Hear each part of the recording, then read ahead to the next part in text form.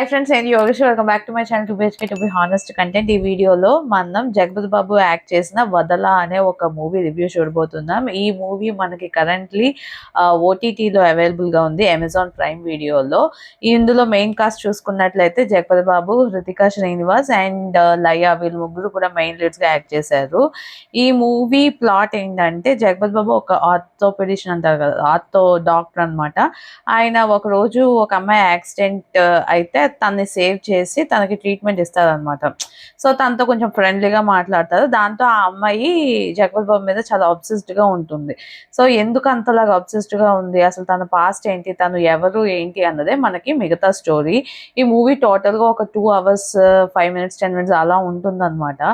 Starting half an hour 1 hour కొంచెం ఇంట్రెస్టింగ్గా అనిపించినప్పటికీ కూడా అలా వెళ్ళగా నాకైతే ఇంట్రెస్ట్ కొంచెం తగ్గింది. ఇది యాక్చువల్గా ఒక సైకలాజికల్ థ్రిల్లర్ అనమాట. ఈ మూవీ ఆ అమ్మాయికి ఏదో ఒక మెంటల్ హెల్త్ ఇష్యూ ఉండడం వల్ల, లేదా ఇష్యూ కాకపోయినప్పుడు కూడా కొంచెం మైండ్ సెట్ ఇష్యూస్ లాగా ఉంటుంది ఆ అమ్మాయికి. సో దానివల్ల ఏంటి ఎలా జరుగుతుంది అన్నది మనకు చూపిస్తారు.